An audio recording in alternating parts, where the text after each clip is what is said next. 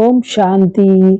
आज 28/3/2026 की वाणी है। बाबा बोले, मीठे बच्चे, हर एक के पाप चूसने वाला फर्स्ट क्लास ब्लॉटिंग पेपर एक शिव बाबा है। उसको याद करो तो पाप खत्म हो। जैसे ब्लॉटिंग पेपर होता है ना, इंक को सोख लेता है, स्याही को सोख लेता है, ऐसे बाबा ने कहा कि मैं हूँ। मैं कौन हूँ? एक ब्लॉटिंग पेपर हूँ जो तुम्हारे पाप चूस सकता है, लेकिन कब? जब मैं उसको याद करूं तो पाप खत्म हो। प्रश्न पूछा, आत्मा पर सबसे गहरे दाग कौन से हैं? उसको मिटाने के लिए कौन सी मेहनत करो? उत्तर दिया बाबा ने, आत्मा पर देह अभिमान के बहुत गहरे दाग पड़े हुए हैं। घड़ी घड़ी किसी देहधारी के नाम रूप में फंस पड़ती है। बाप को याद न कर देहधारियों को याद करती रहती, एक दो की दिल को दुख देती है। इस दाग को मिटाने के लिए देही अभिमानी बनने की मेहनत करो, है ना। तो बाबा ने कहा इतना बॉडी कॉन्शियस इतना पक्का है कि घड़ी घड़ी बॉडी में आ जाते हैं, बॉडी कॉन्शियसनेस में आ जाते हैं, जिससे कि देहधारियों के नाम रूप में फंस पड़ते हैं और देहधारियों की ही याद आती है। तो बाबा ने कहा एक दो की दिल को दुख देते हैं। इस दाग को मिटाने के लिए देही अभिमानी बनने की मेहनत करो। तो पीत दिया मुखड़ा देख ले प्राणी। तो किस चीज का मुखड़ा देखना है? अपने आत्मा का मुखड़ा देखना है कि कितने पाप किए हैं, कितने पुण्य किए हैं। ओम शांति। मीठे मीठे सभी सेंटर्स के बच्चों ने गीत सुना। अब अपने को देख लो कि कितने पुण्य हैं और कितने पाप मिटे हैं। तो बाबा ने आज बोला अपनी चेकिंग करो कि मैंने कितने अपने पाप दग्ध किए हैं और कितने मेरे पुण्य जमा करे हैं अपने। सारी दुनिया साधु संत आदि पुकारते हैं कि हे पतित पावन, एक ही पतित से पावन बनाने वाला बाप है, बाकी सभी में है पाप, है ना। एक बाप ही है जो सबको पतित पावन बना सकता है, क्योंकि वो एवर प्योर है, और बाकी सब क्या है? पाप सा, बाकी सब में है पाप। ये तो तुम जानते हो कि आत्मा में ही पाप है, पुण्य भी आत्मा में है, आत्मा में रिकॉर्डिंग है ना, पाप की भी पुण्य की भी। आत्मा ही पावन, आत्मा ही पतित बनती है। यहाँ सब आत्माएं पतित हैं, पापों के दाग लगे हुए हैं, इसलिए पाप आत्मा कहा जाता है। अब पाप निकले कैसे? जब कोई चीज पर सियाही व तेल गिर जाता है तो ब्लॉटिंग पेपर सोखता है, उसको रखते हैं, वह सारा चूस लेता है इंक को। अब सभी मनुष्य याद करते हैं एक को, क्योंकि वही ब्लॉटिंग पेपर है, पतित पावन है। सिवाय उसके और कोई ब्लॉटिंग पेपर है नहीं। वह तो जन्म जन्म गंगा स्नान करते और ही पतित हुए हैं। पतितों को पावन करने वाला एक ही शिव बाबा ब्लॉटिंग पेपर है भी छोटे से छोटी एक बिंदी। सबका पाप नष्ट करते हैं किस युक्ति से? सिर्फ कहते हैं मुझ ब्लॉटिंग पेपर को याद करो। तो आज बाबा ने खुद को क्या टाइटल दिया? Blotting paper. तो बाबा ने तुम्हारे पाप नष्ट करने की युक्ति बताई कि मुझ ब्लॉटिंग पेपर को याद करो। मैं तो चैतन्य हूं ना, तुमको और कोई तकलीफ नहीं देता हूं। तो बाबा कहते हैं, प्यार से कह रहे हैं, और तुम बच्चों को कोई तकलीफ नहीं देता, बस मुझे याद करने की मेहनत करो। तुम भी आत्मा बिंदी, बाप भी बिंदी है। कहते हैं सिर्फ मुझे याद करो तो तुम्हारे सब पाप मिट जाएंगे। अब हर एक अपनी दिल से पूछे कि याद में कितने पाप मिटे हैं, है ना। चेक करो, और कितने हमने किए हैं, पाप कितने किए हैं और मिटे कितने हैं। यानी पाप करने की जो फ्रीक्वेंसी है वो ज्यादा है, और पाप काटने की जो फ्रीक्वेंसी है वो कम है। तो फिर क्या होगा? अंत में सजा खानी पड़ेगी, है ना। बाबा ने कहा कि बाकी कितने पाप रहे हैं, कितने पाप मिटे हैं, कितने हमने किए हैं और कितने पाप रहे हैं, ये मालूम पड़े कैसे? अब इसका भी कोई क्राइटेरिया होगा। दूसरे को भी रास्ता बताते रहो कि एक ब्लॉटिंग पेपर को याद करो। तो दूसरे को भी रास्ता बताओ कि ब्लॉटिंग पेपर को याद करो। सबको ये राय देना तो अच्छा है ना, ये भी वंडर है। जिनको राय देते हैं वे तो बाप को याद करने में लग जाते हैं, और राय देने वाले खुद याद नहीं करते, इसलिए पाप कटते नहीं है ना। तो जो दूसरों को राय देता है कि बाबा को याद करो, वो खुद नहीं करता, तो बाबा ने कहा उसके फिर पाप कटते नहीं है। पतित पावन तो एक को ही कहा जाता है, अनेक पाप लगे हुए हैं। काम का पाप, देह अभिमान का तो पहले नंबर पाप है जो सबसे खराब है, क्योंकि देह अभिमान के साथ ही ये सारे विकार आते हैं। देह अभिमान का पूरा पैकेज है ये विकारों का। अब बाप कहते हैं देही अभिमानी बनो, जितना मामेकम याद करोगे तो जो तुम्हारे में खाद पड़ी है वह भस्म होगी। याद करना है, औरों को भी ये रास्ता बताना है। जितना औरों को समझाएंगे तो तुम्हारा भी भला होगा, क्योंकि जितना दूसरों को समझाएंगे अपना भी बंधन चलेगा, अपनी भी बुद्धि की क्लैरिटी बढ़ेगी और पुण्य का जमा खाता भी होगा और हमें भी याद आएगा कि हमें भी ये चीज करनी है। इस धंधे में ही लग जाओ। औरों को भी ये समझाना है कि बाप को याद करो तो पुण्य आत्मा बन जाएंगे। तुम्हारा काम है दूसरों को भी ये बताना कि पतित पावन एक है। भल तुम ज्ञान नदियां अनेक हो, लेकिन तुम सबको कहते हो कि एक को याद करो। वह एक ही पतित पावन है, उनकी बहुत महिमा है, ज्ञान का सागर भी वह है।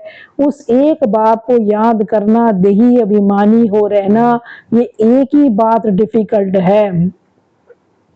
तो बाबा ने कहा एक ही बात मुश्किल है जो मैं तुम्हें देता हूँ, एक तो बाप को याद करना, देह अभिमानी होकर रहना।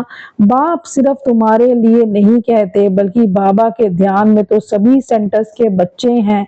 बाप तो सब बच्चों को देखते हैं ना, कहाँ अच्छे सर्विसेबल बच्चे रहते हैं।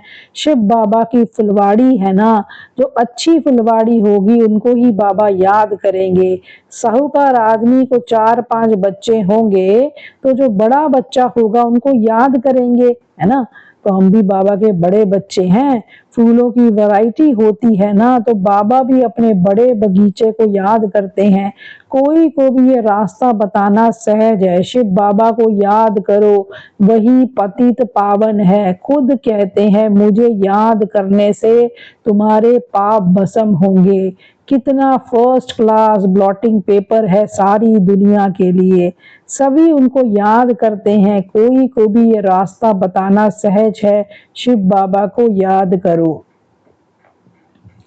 तो बाबा ने युक्ति तो बताई है ना कि मुझे याद करने से तुम्हारे पर जो देह अभिमान के दाग है वो मिट जाएंगे। मेहनत है देही अभिमानी बनने की। बाबा को कोई सच बताते नहीं हैं, कोई कोई चार्ट लिख भेजते हैं फिर थक जाते हैं। बड़ी मंजिल है, माया नशा एकदम तोड़ डालती है तो फिर लिखना भी छोड़ देते हैं। आधा कल्प का देह अभिमान है, वह छूटता नहीं है।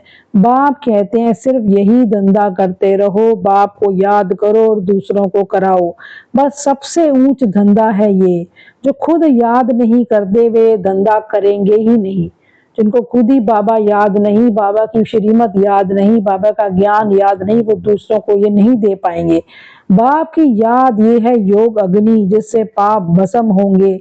इसलिए पूछा जाता है कहाँ तक पाप भस्म हुए हैं। जितना बाप को याद करेंगे उतना खुशी का पारा चढ़ा रहेगा। तो जितना खुशी का पारा चढ़ा रहेगा मतलब उतने तुम्हारे पाप नाश हो रहे हैं।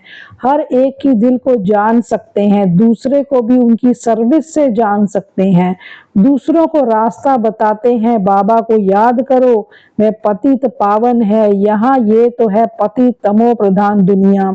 सभी आत्माएं और शरीर तमो प्रधान है। अभी वापस जाना है, वहां सभी आत्माएं पवित्र रहती हैं। कहाँ? सतयुग में। जब पवित्र बने तब घर जाएं। दूसरों को भी यही रास्ता दिखाना चाहिए। बाप युक्ति तो बहुत सहज बताते हैं। शिव बाबा को याद करो, यही ब्लॉटिंग पेपर रखो तो सब पाप चूस जाएगा, तुम्हारे विक्रम विनाश होंगे। मूल बड़ी बात है पावन बनना। मनुष्य पतित बने हैं तब तो बुलाते हैं ये पतित पावन आओ, आकर के सभी को पावन बनाए साथ ले जाओ। लिखा हुआ भी है, सब आत्माओं को पावन बनाए ले जाते हैं, फिर कोई भी पतित आत्मा रहती नहीं है। ये भी समझाया है पहले पहले स्वर्गवासी ही जाएंगे। तो बाबा ने कहा कि पापों का जो खाता है वो शरीर में लगा हुआ नहीं है। इतनी छोटी आत्मा बिंदी में ही सारा पाठ भरा हुआ है। आत्मा पतित होगी तो जीव पर भी असर पड़ेगा ना। यानी बॉडी पे भी असर पड़ेगा। आत्मा पावन बन जाती है, वे शरीर भी पवित्र मिलता है। दुखी सुखी आत्मा बनती है, शरीर को चोट लगने से आत्मा को दुख फील होता है। कहा भी जाता है कि ये दुखी आत्मा है, ये सुखी आत्मा है। इतनी छोटी सी आत्मा कितना पाठ बजाती है, वंडर है ना। बाप है ही सुख देने वाला, इसलिए उनको याद करते हैं। बाबा जो सुख देने वाला होता है उसी को याद करते हैं ना, दुख देने वालों को कौन याद करेगा।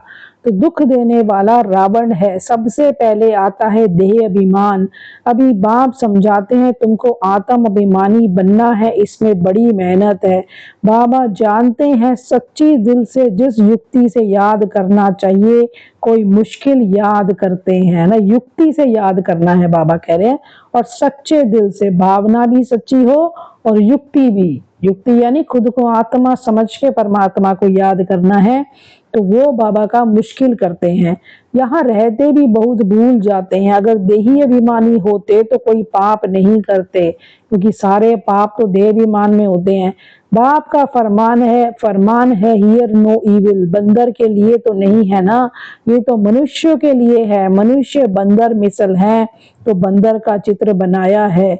बहुत है जो सारा दिन झरमुई जगमुई करते हैं, यानी व्यर्थ की बातें करते हैं, जो बाप को समझानी देनी होती है। सब सेंटर्स पर कोई ना कोई ऐसे रहते हैं जो एक दो को दुख ही देते रहते हैं, दूसरों का मतलब दूसरों की बुद्धि खराब करते रहते हैं।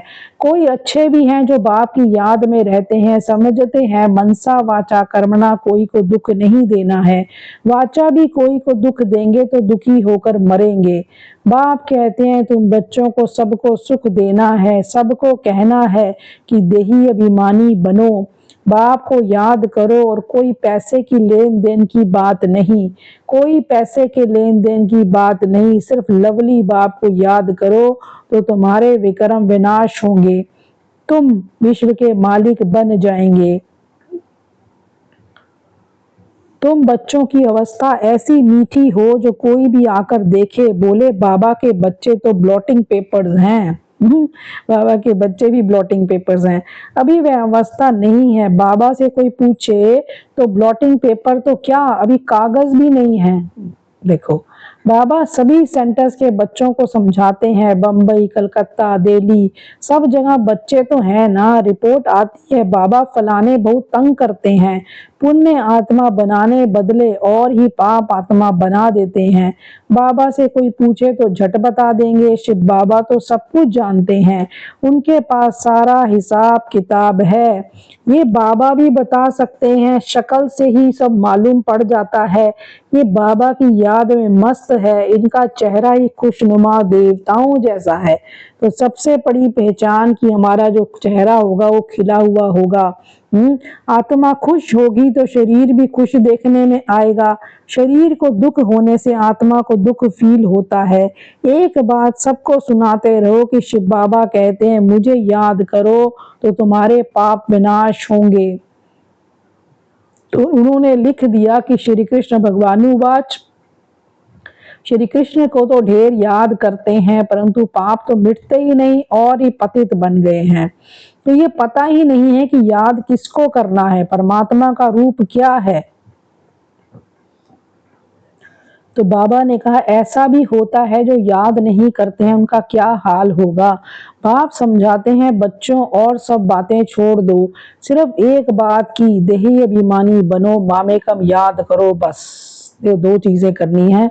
ये तो जानते हो आत्मा एक शरीर छोड़ दूसरा लेती है, आत्मा ही दुख सुख भोगती है। कभी भी एक दो के दिल को नहीं दुखाना चाहिए, एक दो को सुख पहुंचाना चाहिए। तुम्हारा धंधा यही है। बहुत है जो एक दो को दुख देते रहते हैं, एक दो की देह में फंसे रहते हैं, सारा दिन एक दो को याद करते रहते हैं। माया भी तीखी है, बाबा नाम नहीं लेते हैं। इसीलिए बाबा कहते हैं बच्चे देही अभिमानी भव। ज्ञान तो बड़ा सहज है, याद ही मुश्किल है।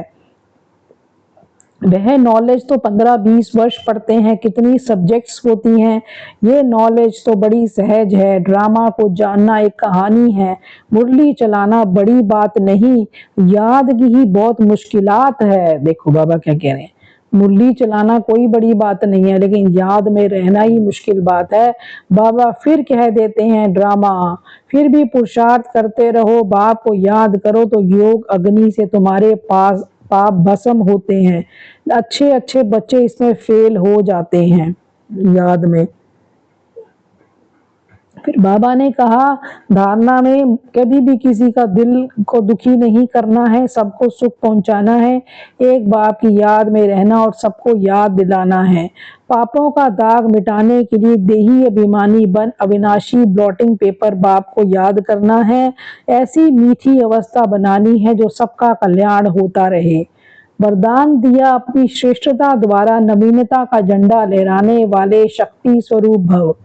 अभी समय प्रमाण समीपता के प्रमाण शक्ति रूप का प्रभाव जब दूसरों पर डालेंगे तब अंतिम प्रत्यक्षता समीप ला सकेंगे। शक्ति स्वरूप बनना है, जैसे स्नेह और सहयोग का प्रत्यक्ष किया है ना, बाबा से स्नेह है वो भी दिखाते हैं, बाबा के घर में सहयोग करते हैं। ऐसे सर्विस के आईने में शक्ति रूप का अनुभव कराओ, शक्तिशाली बनो और शक्ति का अनुभव कराओ। जब अपनी श्रेष्ठता द्वारा शक्ति रूप की नवीनता का झंडा लहराएंगे तब प्रत्यक्षता होगी।